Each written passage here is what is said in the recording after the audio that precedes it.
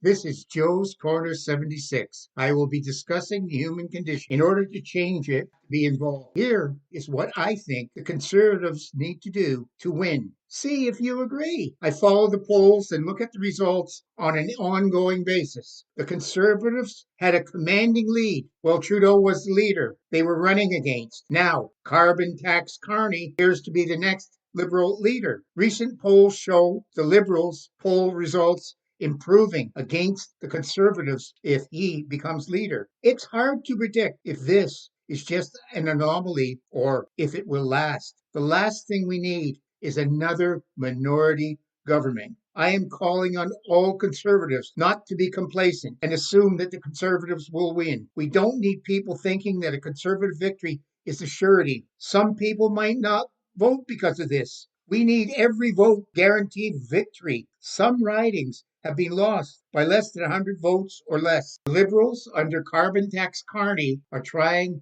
for minority government. We have to ensure that this just doesn't happen because when a snake sheds its skin, it's still a snake. Carney has been Trudeau's economic advisor for years, and now he wants to carry on the same old crap. Don't believe he will scrap the carbon tax. He's just going to do it differently, and he still opposes pipeline. Do you really see them coming up with new proposals to curb crime, improve immigration radically, improve the military now, showing plans on curbing the deficit? We, at last, have a clear alternative. Pierre Poilievre. He, to me, is the one who will stand up for Canada and improve our standing in the world. He believes he is a servant of the people, not the people being servants of the government. He clearly believes in our independence and that we can be an economic power if we can harness our resources and sell them to the world,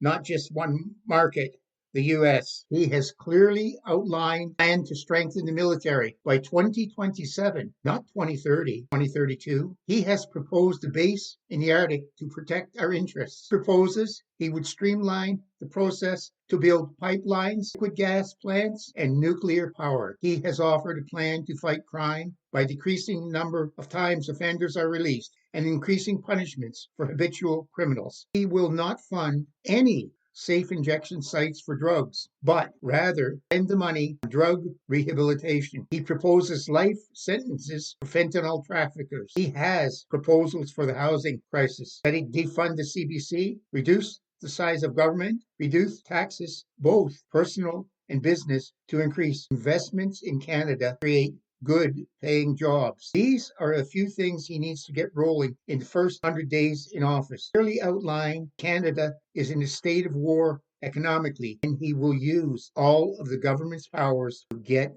things done, including the Emergency Measures Act. Confirm his promise that no new programs will be put in place unless they are costed and how they will be paid. He needs to make it clear to all of the public servants they work for the political people, not as political agendas. Their job is to implement government programs as required. If not, they will be fired. If the Liberal dominated Senate is delaying any legislation, has to tell the Canadian people and use the necessary powers to get them passed. Get legislation to defund the CBC done. Advise how he thinks we can reduce the deficit. Outline how he will get energy moving. Tell all Canadians this is a national priority and all of the powers of the government will be used to overcome obstacles to this. And remember, he's promised to share it with all Indigenous people. Remove bills that restrict our freedoms. Start the ball rolling on crime prevention, defunding safe injection sites, and putting the money towards drug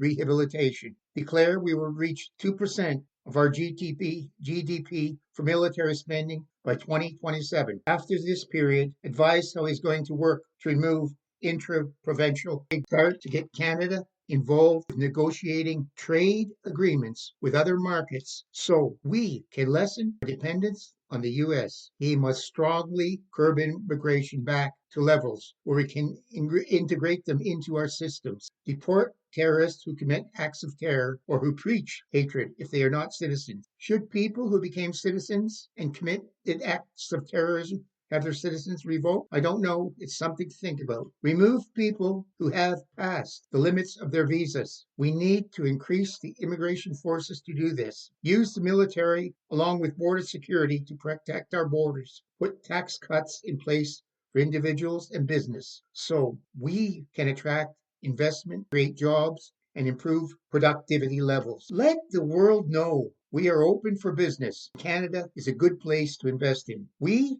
have a chance to save Canada and turn the country around. Do you want to? If so, vote Conservative instead of just being on the side. I really feel destiny is calling. Will you answer the call? You can follow me on Facebook, X, and Twitter at Joe's Corner 76. You can hear me on YouTube, Spotify, and Apple at Joe's Corner 76. If you like this podcast, subscribe to my YouTube channel at Joe's Corner 76 and tell your friends about it too.